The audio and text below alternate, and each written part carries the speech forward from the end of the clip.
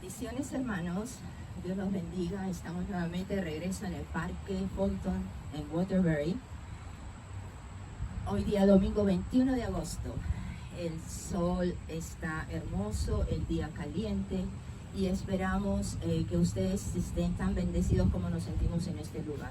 La presencia de los ángeles del Señor siempre nos acompañan y declaramos su presencia en cada uno de los que nos siguen y escuchan este video también. El día de hoy vamos a estudiar un poco sobre el capítulo 2 del libro de Gálatas. ¿Qué nos dice el apóstol Pablo en este libro?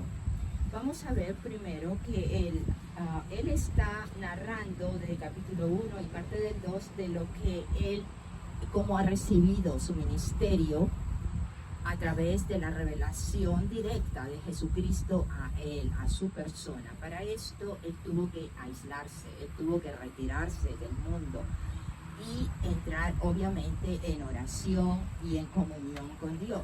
Esto nosotros sabemos cómo lo hacemos, a través de la oración, a través de ese sitio que es nuestro altar, a través de ese sitio especial en donde siempre el Señor se va a comunicar con nosotros. Así, el día de hoy que estamos leyendo en el capítulo 2 nos dice que el apóstol Pablo estuvo en un área por 14 años y luego regresa a Jerusalén.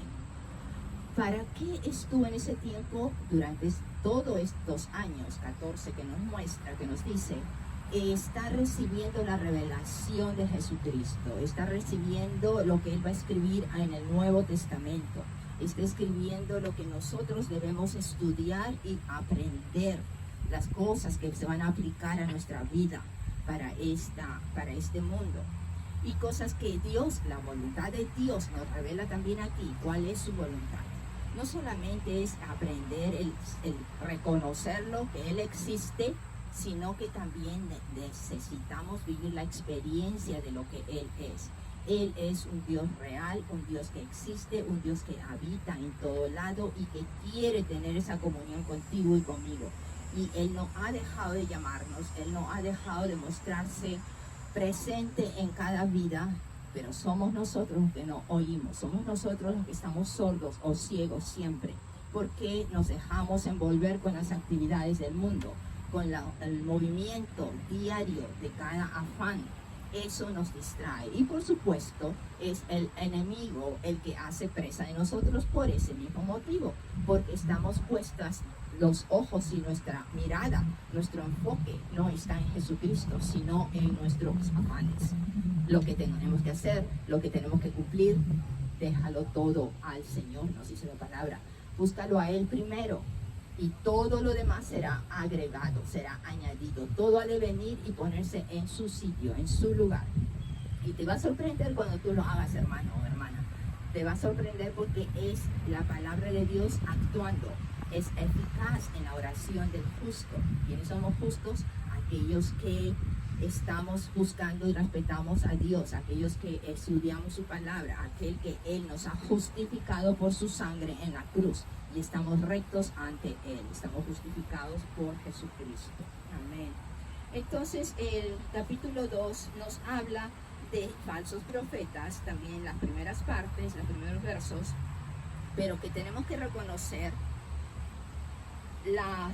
que la gracia que recibimos de Dios es una gracia, es un regalo, es un don, que Él nos lo ofrece a todo aquel que voltea sus ojos hacia Él, a todo aquel que levanta sus manos y sus labios lo alaban.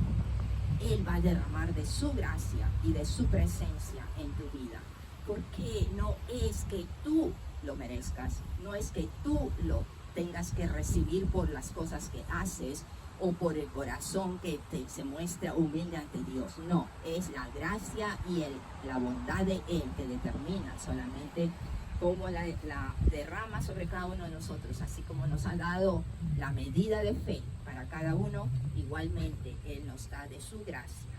Amén. Amén. Entonces, a partir del verso 11 para adelante, vemos de que Pedro está actuando de una manera con los que son creyentes, con los que se están convirtiendo al cristianismo, Pero cuando vienen unos judíos de Jerusalén, Pablo ve de que él está siendo hipócrita, porque no está actuando igual, cambia su manera y ya no se quiere juntar con los gentiles. Eso es hipocresía, no seguir actuando de la misma manera que eres. Si tú eres por adentro, también actúas de la misma manera por afuera.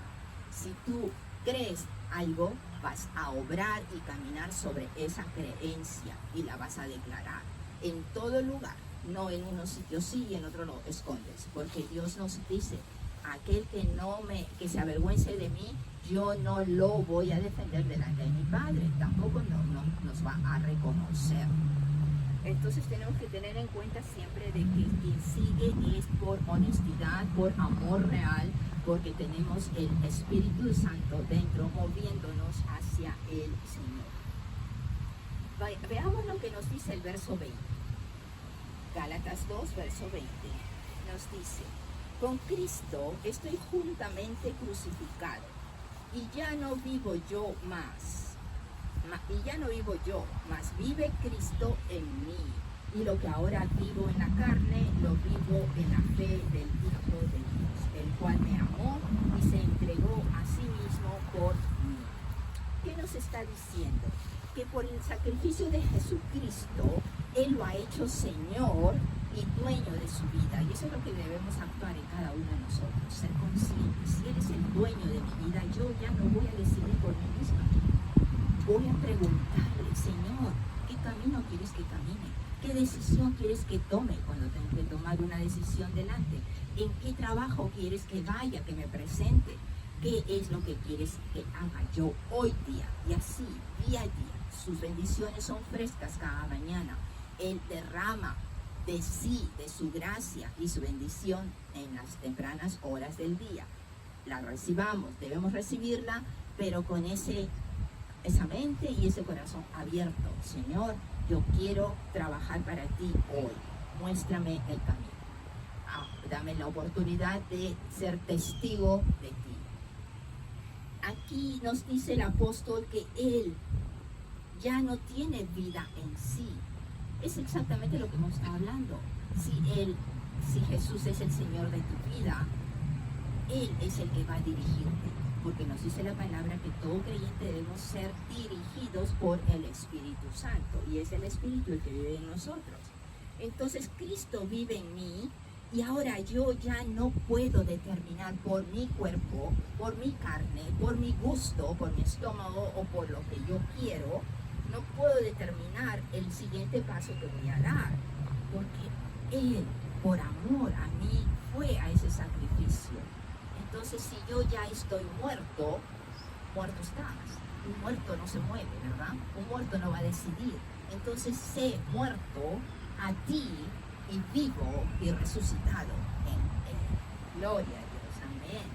En el verso 21 nos dice, y entonces no desecho la gracia de Dios, pues si por la ley fuese la justicia, entonces por demás murió Cristo. Sabemos que por el amor de Jesucristo ya no seguimos la ley de Moisés. Ya no estamos supeditados a una esclavitud ni a un legalismo. Y ese es un problema grande de la iglesia hoy en día, el legalismo. Porque dice la Biblia tal cosa en el Antiguo Testamento, pero ¿dónde queda la cruz? Porque nos dice claramente que por el amor de Cristo en nosotros, toda la ley se cumple. Porque cuando Él fue a la cruz, ya se cumplió la ley 100%.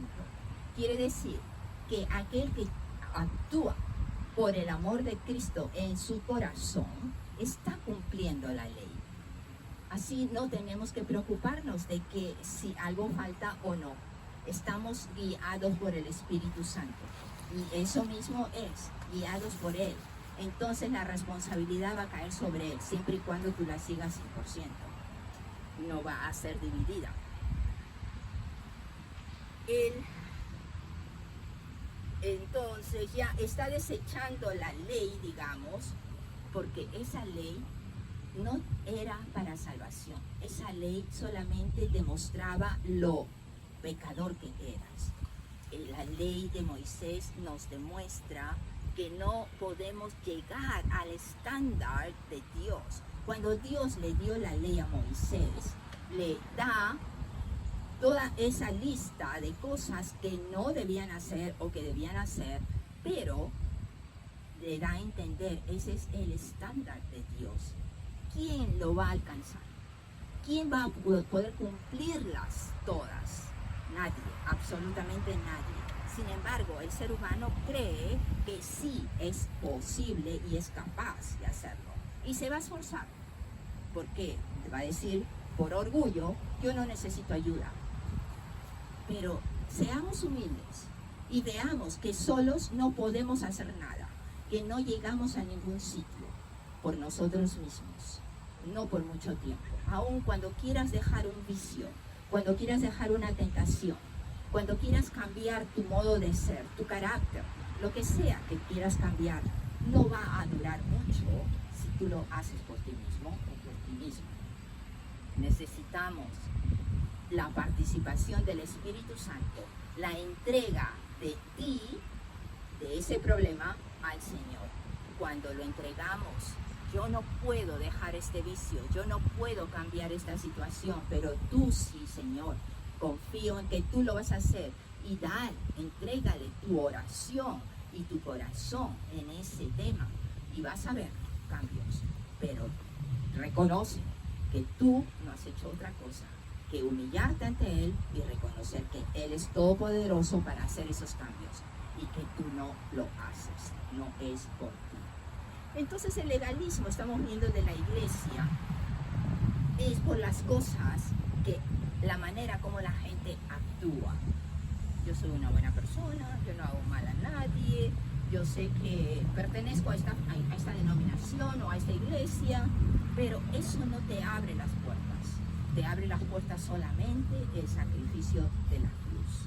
Cuando tú lo entiendes, cuando tú lo sigues, cuando tú quieres realmente reconocerlo y hacerlo Señor de tu vida, es cuando Dios te va a abrir las puertas del cielo, no antes. Porque Él va a reconocer a su Hijo y esa sangre que es la clave para abrir ese camino. Amén.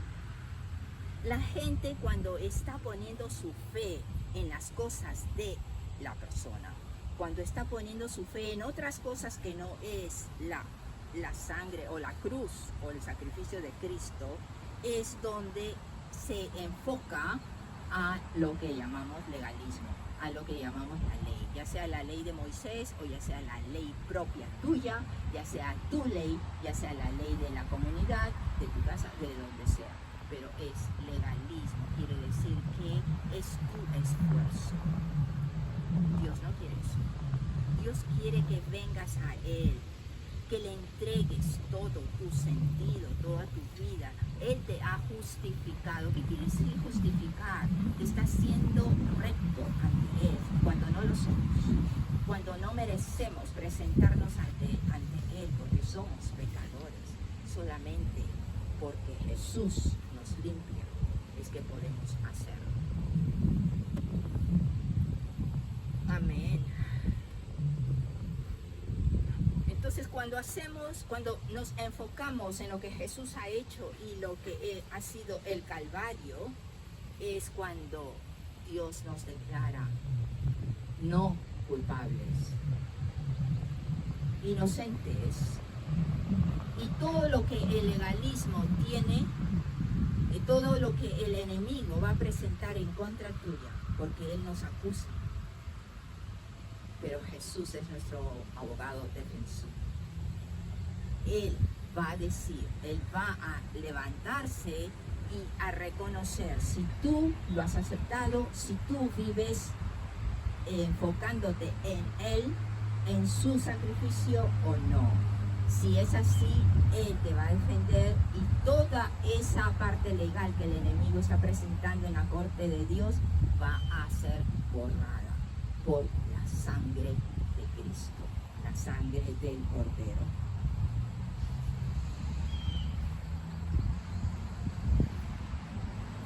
Así que nosotros no podemos santificarnos nosotros mismos, que la santificación es la separación para hacer las cosas de Dios. pero sino con la guía del Espíritu Santo. Tal como nos dice en el verso 21, que es, si por la ley fuese la justicia, entonces por demás murió Cristo. ¿Qué quiere decir? Que no podemos ignorar ese sacrificio tan grande, sino seguir. Tenemos que vivir una vida cristocéntrica para poder seguir agradando a Dios, para seguir enfocados y que recibir, sensibilizar nuestros sentidos y poder recibir las cosas que Dios nos quiere dar. Vayamos a Gálatas 5:1 y nos dice, pues estad firmes en la libertad con que Cristo nos hizo libres, y no estéis otra vez sujetos al yugo de la esclavitud. Estemos firmes, estemos en esa libertad que Cristo nos ofrece, estemos firmes en nuestra fe, porque si Él nos ha libertado, ¿para qué queremos volver a regresar a la esclavitud? No, sigamos en ese camino de libertad con Él guiándonos siempre, Él adelante de cada paso que damos, Él prioridad de nuestra vida, y lo primero que abrimos los ojos en la mañana, el primero, las primicias digamos, el primero en saludarlo, el primero en adorarlo, alabarlo y presentarle nuestro día. Alabado sea el Señor. Gracias, hermanos. Bendiciones.